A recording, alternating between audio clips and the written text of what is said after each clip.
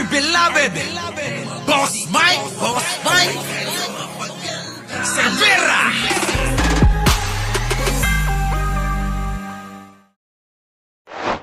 Mga kababayan, dahil nga ito'y ano na, hindi na ito tago sa mamamayang Pilipino, sa inyong lahat dyan. Hindi na ito nakatago. Abay, wala na ito, palasak na balita ito na talagang itong ICC ay papasok na nga sa mga susunod na buwan.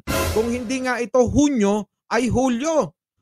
Oh, 'di ba? Nagsalita na rin ang DOJ na nako, pinaghahanda na rin si Pangulong Bongbong Marcos sa maaaring idulot ng pag-aresto dito kay dating Pangulong Duterte, kay Senator Bato, kay Senator Bongo, kay Sara Duterte at iba pang kasangkot sa war on drugs dati ni Digong.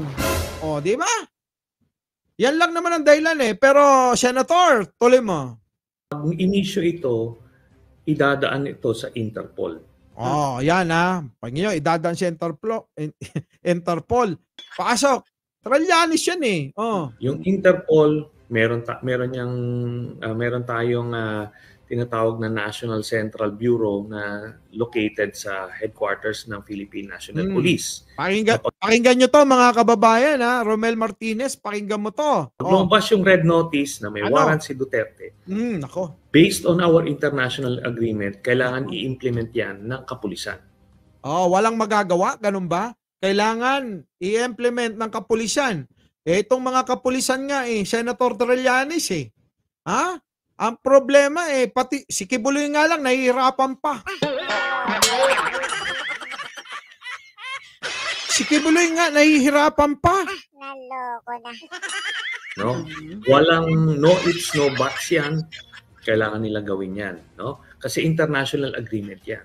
Again, ulitin natin, while it is true na dahil hindi na tayo membro ng ICC, ay hindi na automatic na yung police forces natin ay implement yung warrant nila directly. Pero since ang ICC may cooperation agreement with Interpol at ang Interpol meron tayo international agreement with them, kaya obligado tayong i-fulfill yung international agreement na yon.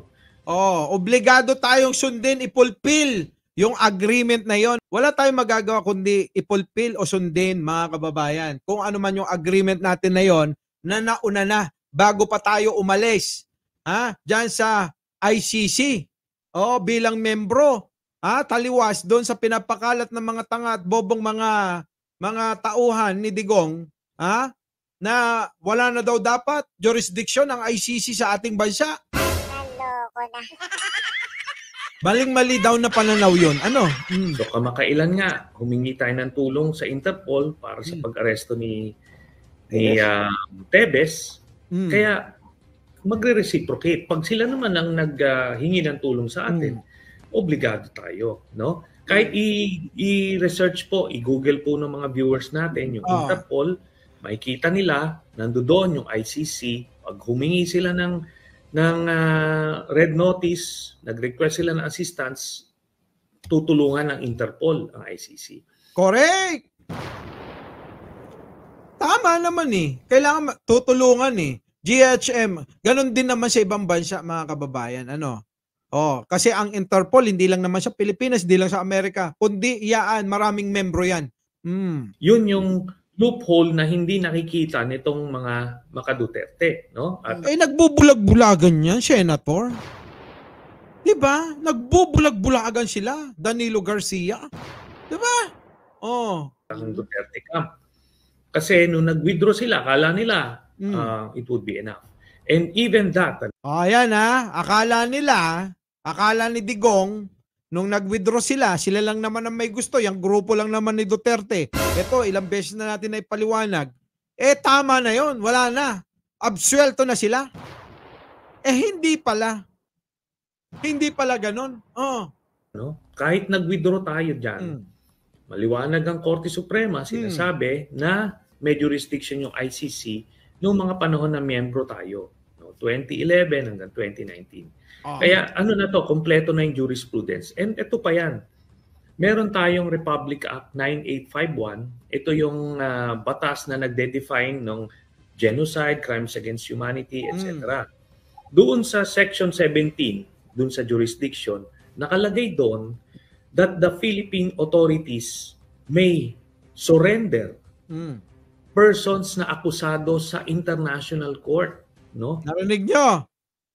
Kailangan ang gobyerno natin, mga kababayan, ay obligadong isurrender etong may mga kaso, etong mga nahatulan dito sa ICC. Ganun pala yun. Kawawa naman si Kibuloy. Nakawawa naman si Digong pala, no?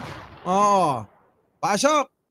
Na ng mga gumawa ng krimen, ng crimes against humanity, etc. So maliwanag, meron tayong batas na nag-authorize sa gobyerno na isurrender kung sino man ang inaakusahan ng crimes against humanity ng isang international court, no? Again, pwedeng i-google yan ng mga nanonood sa atin, Republic Act 9851, no? Republic Act 9851. Sa mga DD-shit dyan, oy, i-google nyo na. Google nyo na, dali. Naloko na. Kasi ayaw nyo maniwala. Di ba? Maraming matutuwa pag inaresto si Digong. Oo nga. Section 17, jurisdiction, defined yun. Pwede isuko. So yan yung mga ipe-prepare ng DOJ sa presidente, no?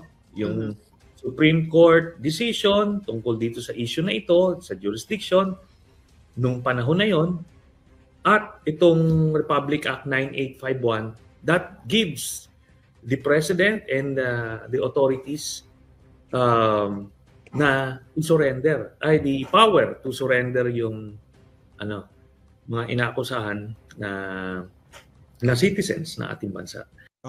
Kita nyo? Lahat yun, dapat isurrender ng gobyerno kung sino man ang inaakusahan.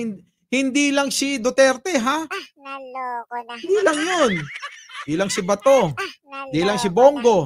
Hindi lang si Sara. At meron pang mga general daw na kasama, na inakusahan ng na kailangan humarap sa ICC sa pagdinig doon. Nako po.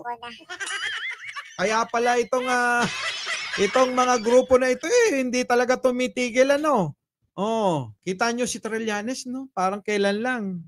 Kawawang-kawawa ito, kakabash ng taong bayan.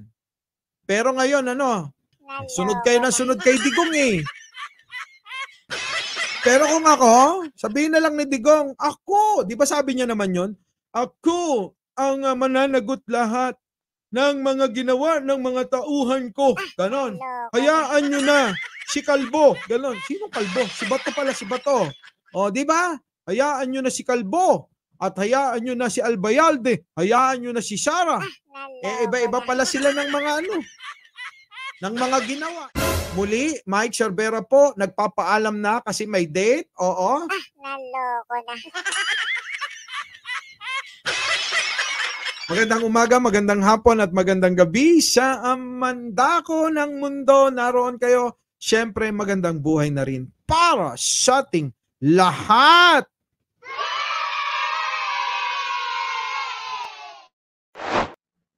Our beloved Boss Mike Cervera.